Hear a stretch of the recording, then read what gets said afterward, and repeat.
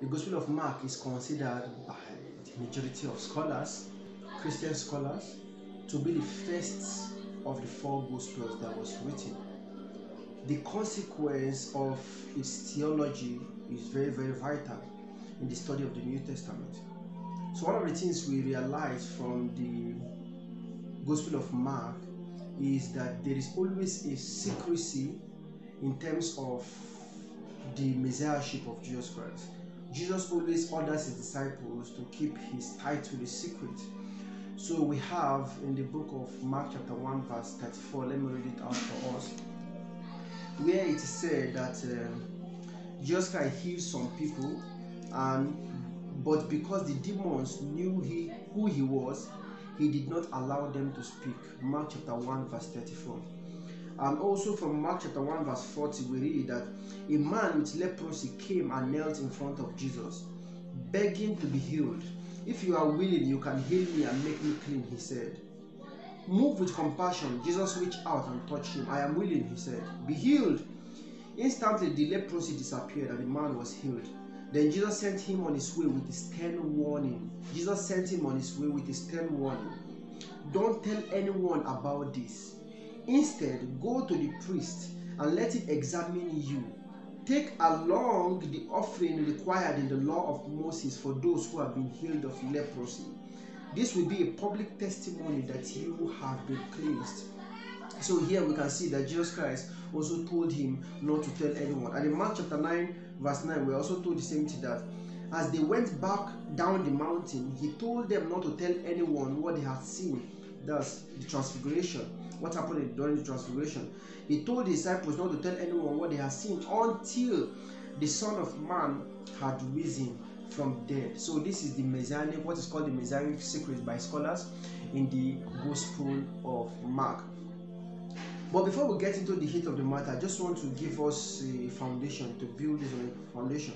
And the foundation is that in the Gospel of Mark, we see that the disciples of Jesus Christ do not themselves understand the personality of Jesus Christ. Not only the disciples, even the family of Jesus Christ, including his brothers, his sisters, and his mother Mary. And if there is anyone we expect to understand Jesus Christ more, it should be Mary. This was a person who was reported in the Gospel of Matthew and Luke to have been appeared to by the angel. An angel appeared to her and told her that the one who she is pregnant of is going to be the Son of God. And the power of the highest overshadowed her, and so on and so forth, and she became pregnant.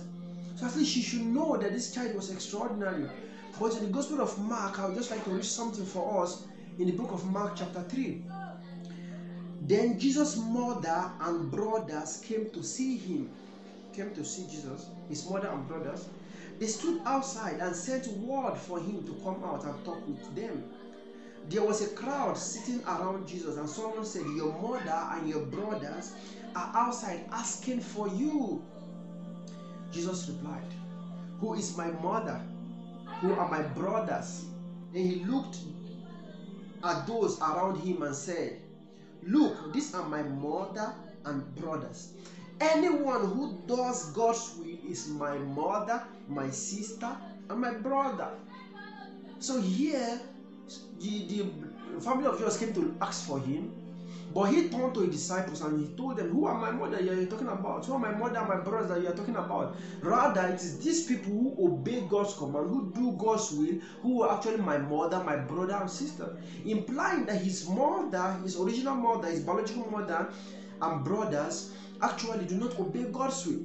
And previously, before that verse, we are told that in verse 21, we are told that when his family heard what was happening, Mark chapter 3 verse 21, when his family heard what was happening, that Jesus Christ was performing miracles, heard what was happening, they tried to take him away. He is out of his mind, they said. And in some Bible version, he is beside himself. In some other Bible versions, he has gone mad.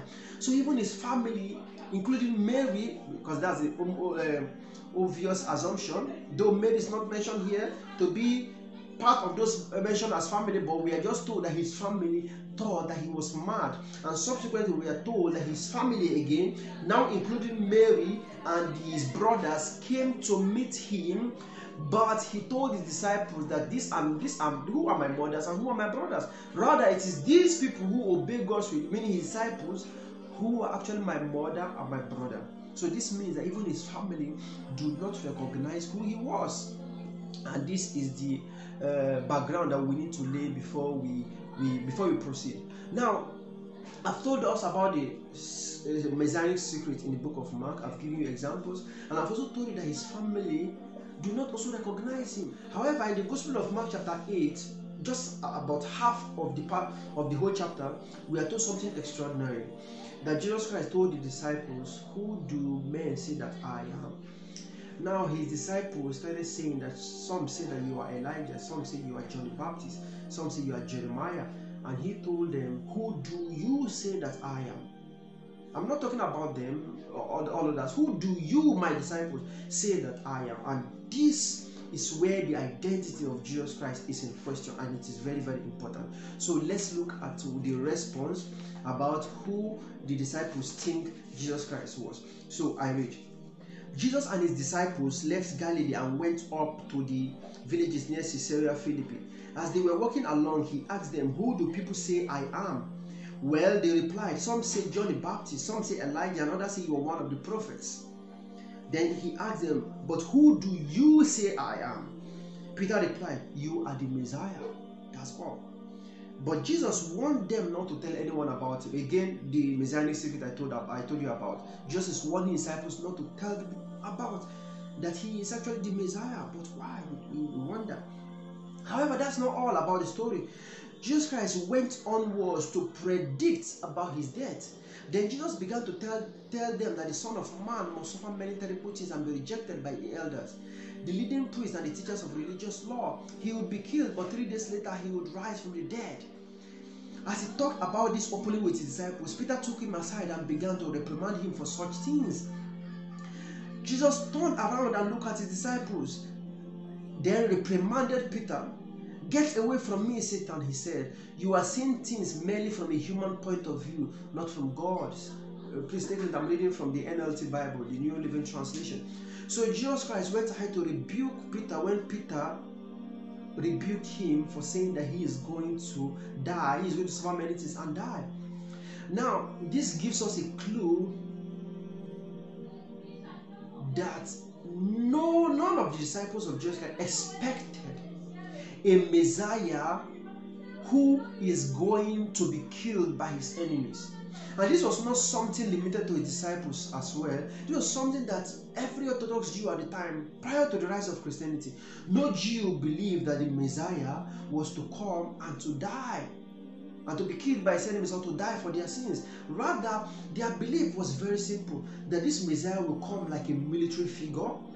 He's either going to be a king or a cosmic judge who will be helped by divine intervention from on high, and he is going to usher out the kingdom of Caesar and usher in the kingdom of God. This is how it was understood.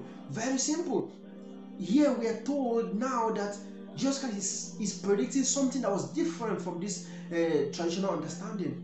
And we are told that Peter, being a Jew, saw that to be anathema, saw that to be far away from the natural understanding. He was reprimanding Jesus.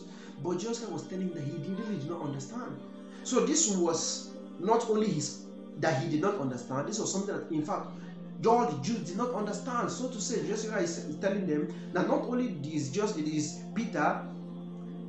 did Peter not understand Jesus, even all the other Jews do not understand the right meaning of the Messiah. So in other words, the Messiah that is being portrayed here in the Gospel of Mark is not just the traditional or the natural Messiah that the Jews expected.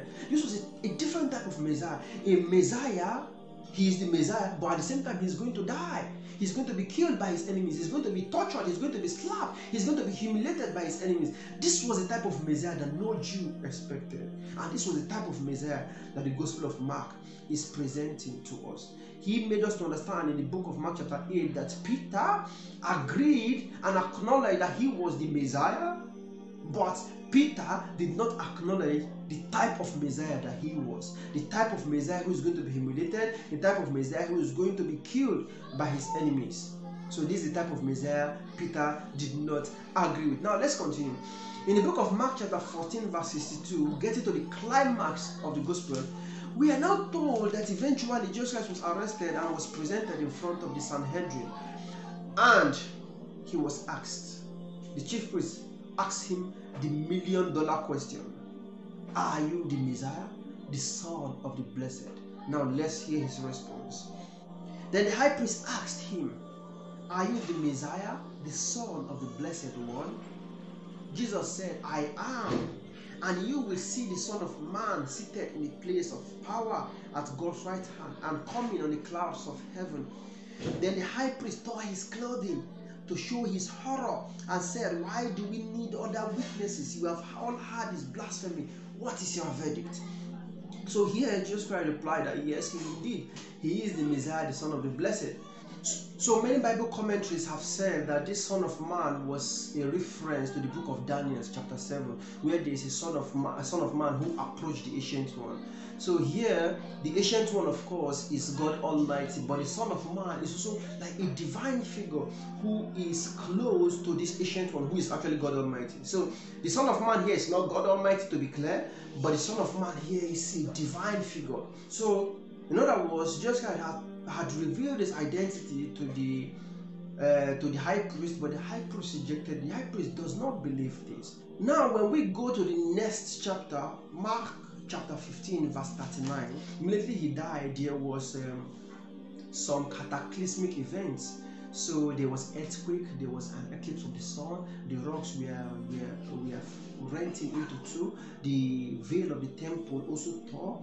So in respect to this, the Roman soldier who was standing by made a remark.